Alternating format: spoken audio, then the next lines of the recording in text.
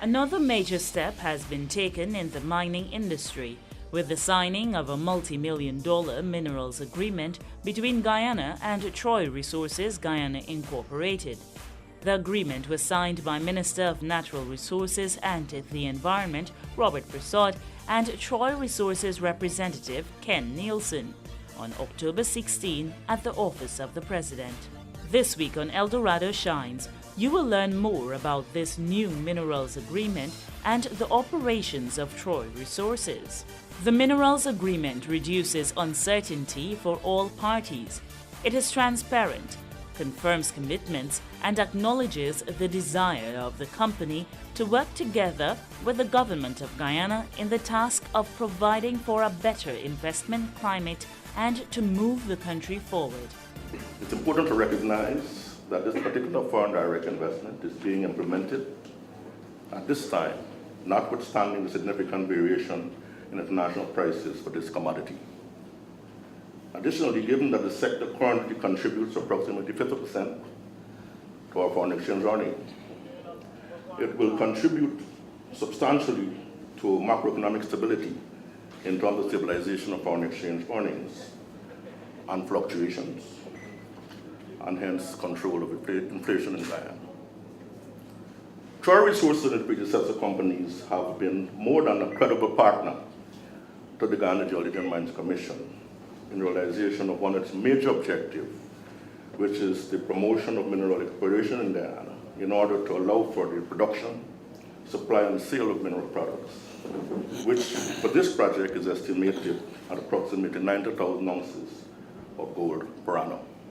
This mineral agreement represents a significant investment in the natural resources and particularly the mining sector. And this is coming at a time in which we've had some level of unpredictability in terms of pricing, in terms of outlook. But the fact that we've been able to move forward with this agreement signals to us that the sector in Guyana, particularly from investors' standpoint and even from the government standpoint, is sound and is one that is worthwhile investing in. All agreements require a lot of towing and froing to get it to a stage where everybody is comfortable.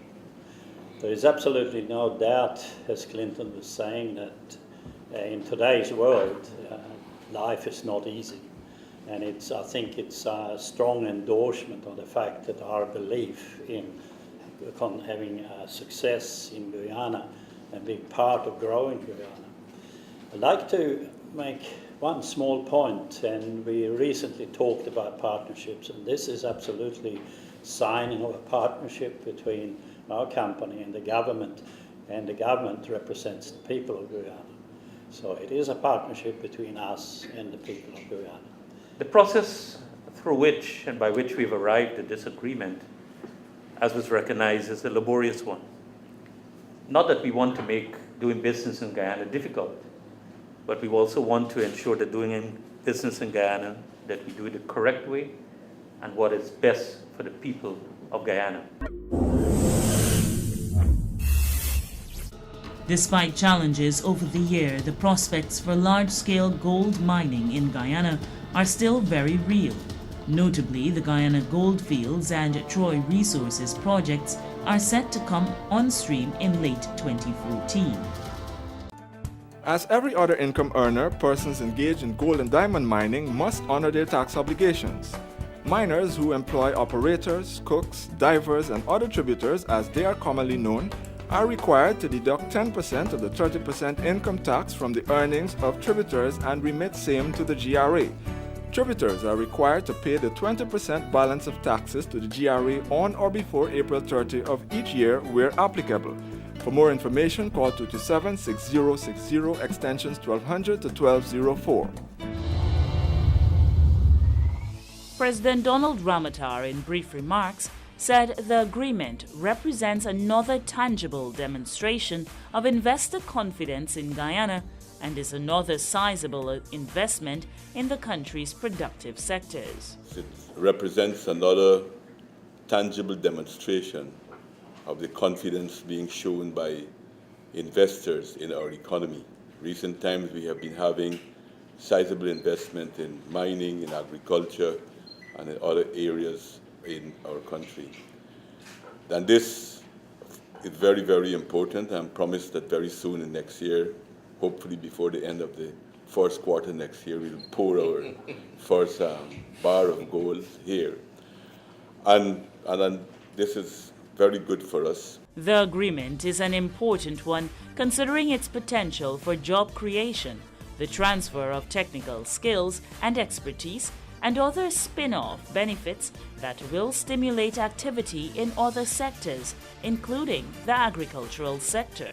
This will create a lot of jobs, as was mentioned, 500 at the construction period, and between 200 and 300 in the operations period. This is significant, and these jobs are paying very decent wages to our workers, and this will be very important. As was mentioned too, I hope that it could serve as a spin-off effect on our agriculture, and our farmers can take advantage of supplying, in the first instance, more than 500 people with food, and in the operation period, for a while, supplying more than 300 people with food. And I hope that this investment too will help to stimulate that production in our agricultural sector as well. Troy Resources and its predecessor companies have been more than a credible partner to the Guyana Geology and Mines Commission in realization of one of its major objectives, which is the promotion of mineral exploration in Guyana in order to allow for the production, supply, and sale of mineral products, which for this project is estimated at approximately 90,000 ounces of gold per annum. Further, as we in GGMC strive to ensure that there is maximum alignment of all foreign direct investment with our national development priorities, vis-a-vis job creation, etc.,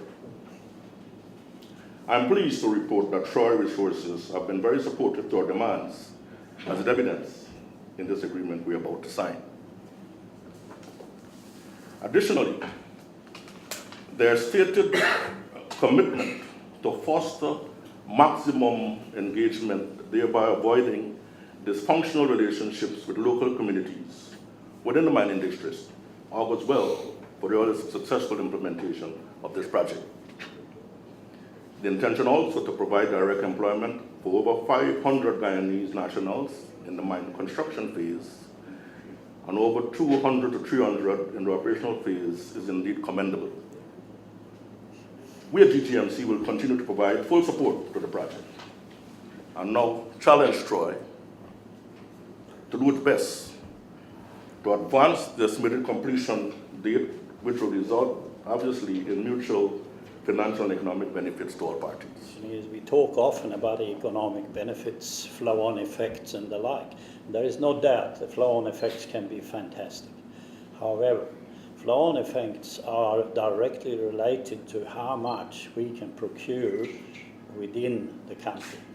So this is a challenge perhaps to the commercial community, vendors in Guyana, to look carefully at what they think they can provide to us, because I obviously rather buy from a Guyanese provider than from the US or anywhere else. And that's the only way you're going to get a real kick in terms of added benefits.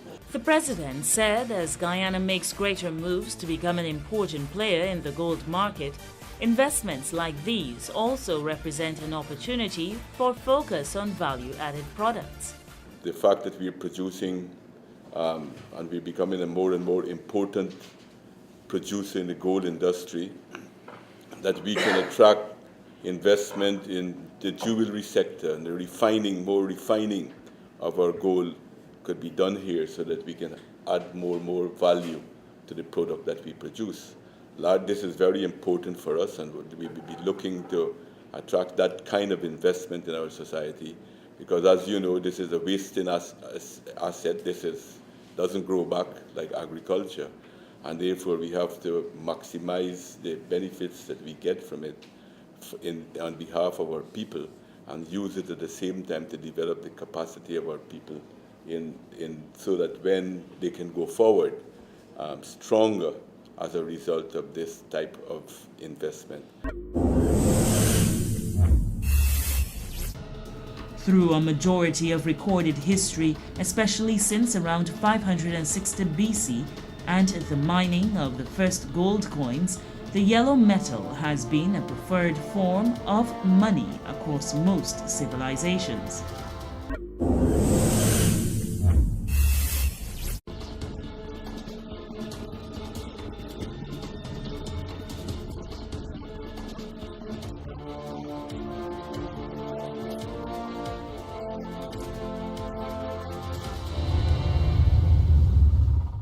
Minister of Natural Resources and the Environment Robert Persaud said this is an agreement that all Guyanese can be proud of.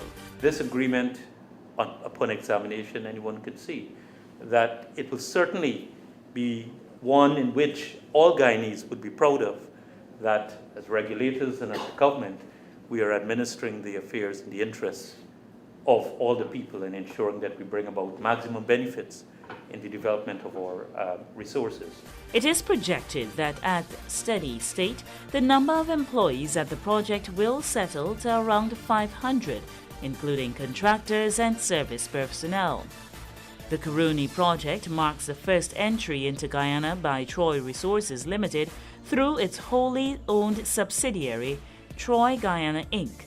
Troy's other projects are located in Pará State in Brazil and San Juan State in Argentina. All are focused on gold with the addition of silver in Argentina.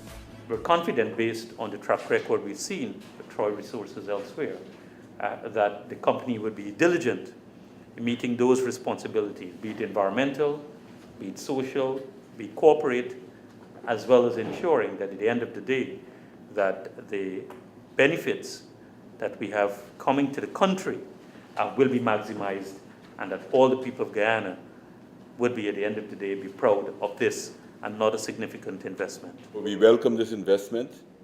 We welcome the confidence shown in our economy, and I am sure that it will bring benefits to all the people of our country. Engineers conduct geological and geotechnical studies to determine the suitability of locations for new mine developments. The Guyana Mining School and Training Center will equip individuals with this skill.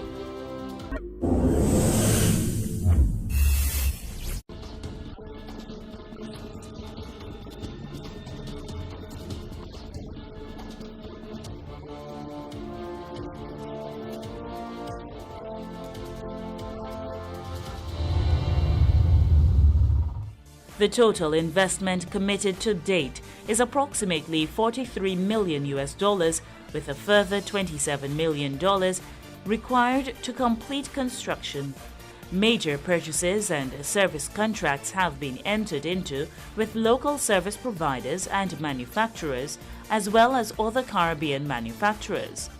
The economic impact in Guyana from this project is significant, and if one considers a flow-on effects into the community through salaries, wages, taxes, local purchases of goods and services, it will be far-reaching, even for a medium-sized operation like Kuruni.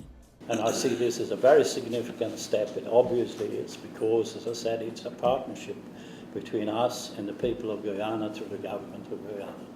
And I hope that actually spreads out across the political spectrum, because I know sometimes these things tend to be looked at differently, but the fact of the matter is, this is, I believe, is a good partnership. It will help all, not only the man that works for us, but all along the chain of society. The long-term benefit from the transfer of technology and skills is another area in which the company is committed. It has already formed a close association with the training arm of GGMC and the Linden Technical School to assist in raising the skill level of local operators and furthering this important part of operations. We have been supportive, I think, in terms of education, and we will continue to be so because it's in our interest, and it's in our interest to train as many Guyanese as possible, and also by technology transfer, we will train up to a standard that I think you will find is competitive anywhere in the world, and we have been quite successful in this regard elsewhere. The mining and quarrying sector is expected to return a moderate growth of 2.8% in 2014. Gold, which is the dominant factor in this sector, is targeted to produce 484,562 ounces, a moderate growth of 0.7%, reflecting the volatility of world market prices and consequent impact on investment and production. To date, the company has constructed a registered all-weather airport at the project site and is currently continuing with road upgrades on the roadway from Linden to the project site. Troy is committed to follow best practice in the industry and intends to work towards an ISO 14001 environmental accreditation, similar to the Casposo project in Argentina.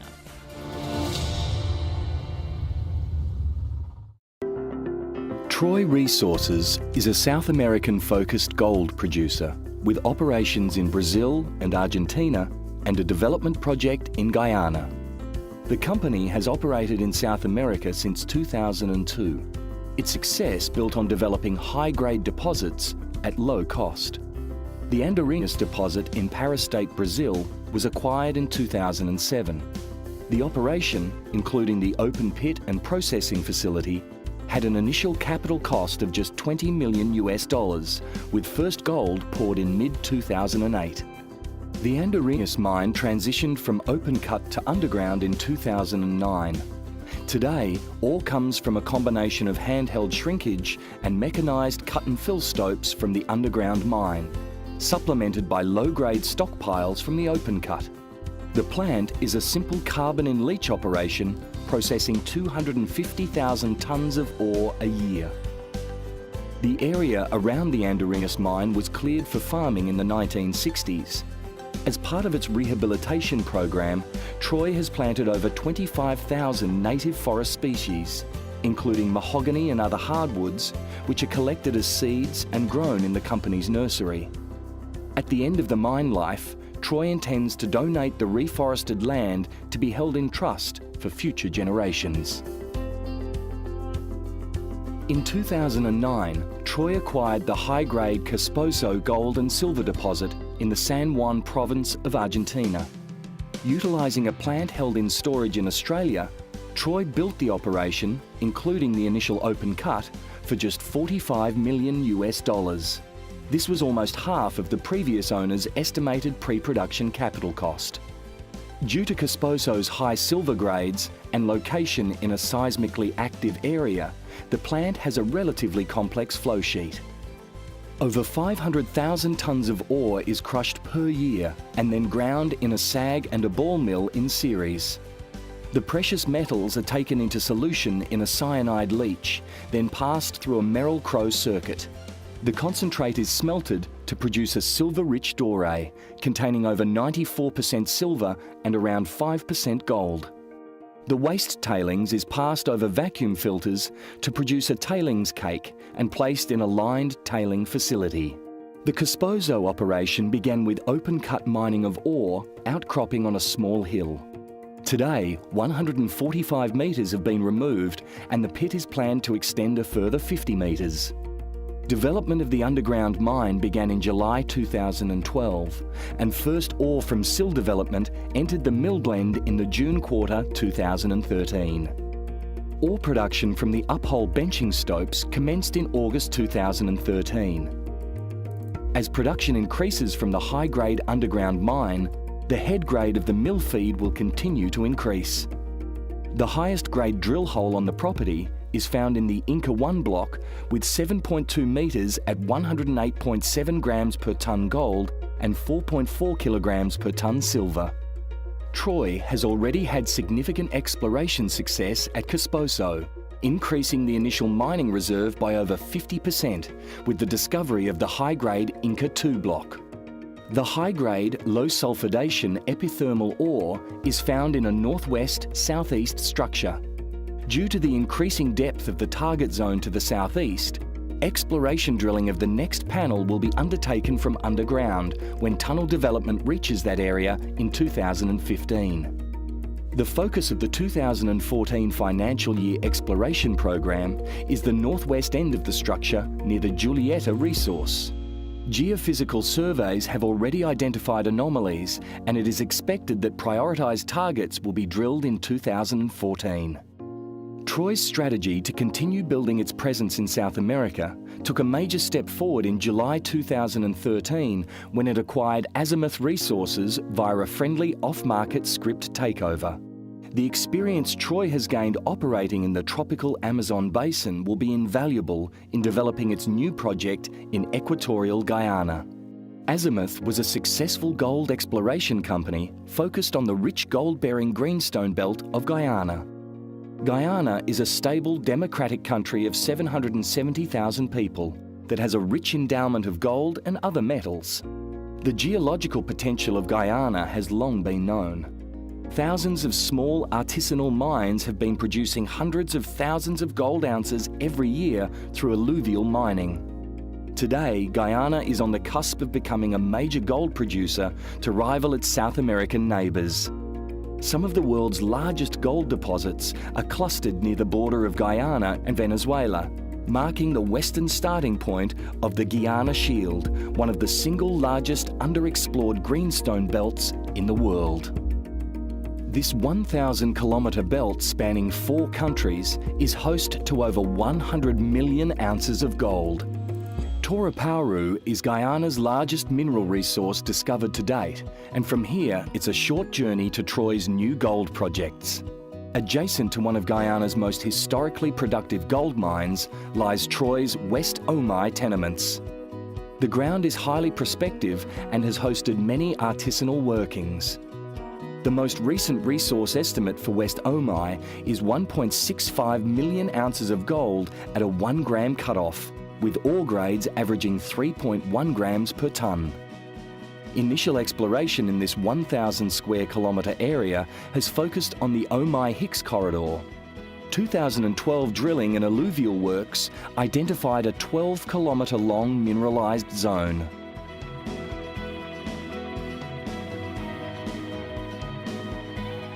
Smarts is a high-grade deposit with a JORC-compliant resource of 8.1 million tonnes at 4.2 grams per tonne gold for over 1 million ounces of contained gold. Smarts has a 2.8 kilometre strike length with 83% of ounces within a 1.7 kilometre zone. 80% of ounces are also within 140 metres of the surface. This high-grade resource outcrops to surface and is conducive to a low-cost open-pit mine being developed. A further 8,000 metres of infill drilling has been undertaken in 2013 to establish reserves for an initial pit. As a significant shallow, high-grade deposit, Smarts is positioned very favourably amongst its peers and has the ability to withstand a lower gold price. Just 3 kilometres from Smarts, at the Hicks deposit, there's an opportunity to develop a second pit which would ultimately feed the same mill. 2012 drilling identified a robust, semi-continuous mineralisation over 2.5 kilometres. At both Smarts and Hicks, preliminary test work shows that the gold is amenable to cyanide leaching with 93% average recoveries. A good proportion of the gold can also be recovered through gravity methods.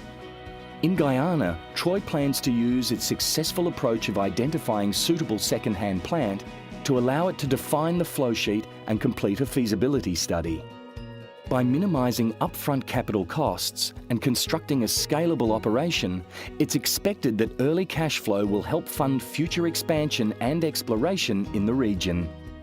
Troy now has the largest landholding in the Guyana Shield, with over 8,700 square kilometres under licence, in an area that's mostly uninhabited.